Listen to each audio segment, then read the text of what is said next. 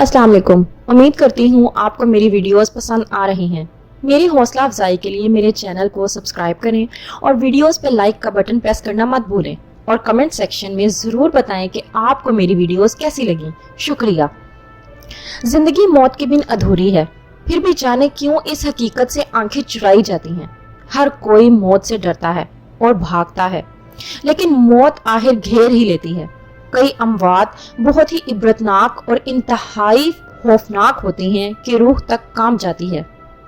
تصور کریں کہ 14 سال کی لڑکی جس نے جلتے صحرا میں جہاں نہ سایہ ہو اور نہ ہی کوئی زیرو، بھوک اور پیاس سے مرنے والی ماں اور 2 بہنوں کو ریت کی قبر میں دفن کرتے ہوئے کس کرب سے گزری ہوگی۔ یہ تیونس کی شفا کی کہانی ہے، جو اپنے ملک سے ایک بڑے صحرا کو عبور کر کے پڑوسی ملک کا سفر کر رہے تھے۔ ان کی منزل مصر تھی اور اندیکھے خوابوں کی تکمیل کے لیے انہوں نے سفر شروع کیا، جو آخر موت کا سفر ثابت ہوا۔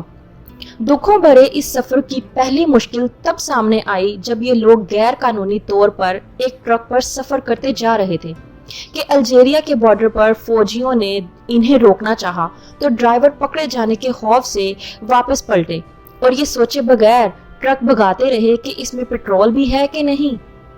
آخر بیچ راستے میں ٹرک کا ایندھن ختم ہوا اور وہ ریت کے سمندر میں بے یار و مددگار کسی آنے یا انسانی آبادی کو دیکھنے لگے، مگر سینکڑوں میل تک کچھ بھی میسر نہ تھا۔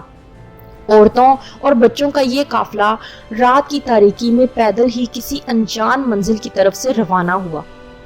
نہ راستہ تھا نہ ٹھکانہ، بھوک و پیاس سے زبانیں باہر آتی۔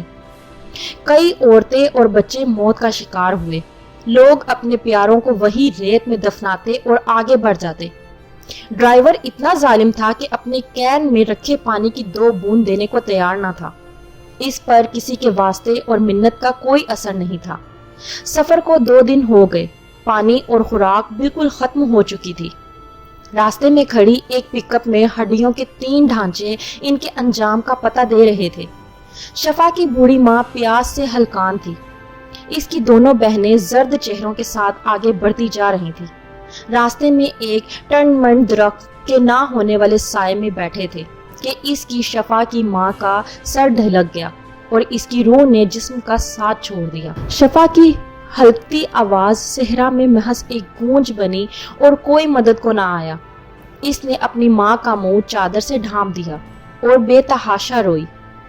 پھر ساری ہمتیں جمع کر کے ہاتھوں سے ریت کا ٹھیلا کھودا اور ایک بہن نے ماں کے بازو پکڑے اور شفا نے پاؤں اور اس گڈھے میں ڈال کر ریت سے بھر دیا۔ نہ کفن تھا نہ جنازہ۔ وہ اپنی دونوں بہنوں کے ہاتھ پکڑ کر آگے بڑھی۔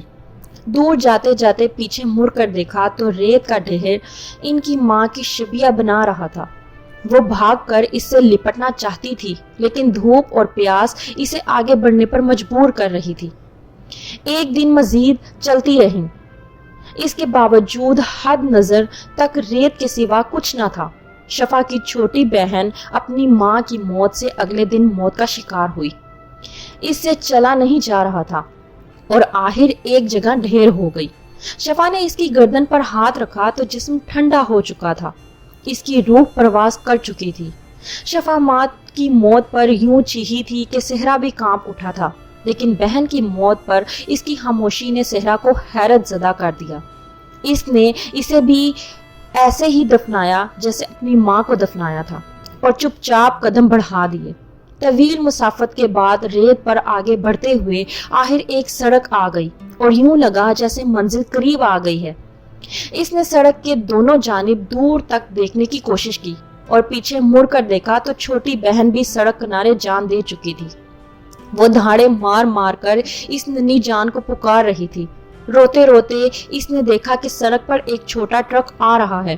وہ سڑک کے درمیان کھڑی ہو گئی اور دونوں ہاتھ پھیلا کر اسے روکنے کا اشارہ کیا۔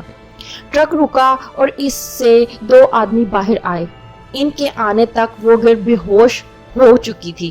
اسے ہوش آیا تو وہ ٹرک میں پڑی ہوئی تھی۔ اس نے اٹھ کر کیبن سے ٹرک کا پچھلا حصہ دیکھا تو وہاں کوئی لاش چادر میں پڑی تھی۔ ٹرک ڈرائیور نے اسے چائے اور بسکٹ دیے اور قریبی قصبے پہنچ کر انہوں نے سب سے پہلے اس کی بہن کی تدفین کی۔ जनाजे में चंद लोग शामिल हुए और शफा दूर खड़ी आंसू बहाती रही। अगले दिन ट्यूनिस के अखबारात में ये होलनाक कहानी छपी तो इंसानी हकूक तंजीमें मुतहर्रिक हुईं।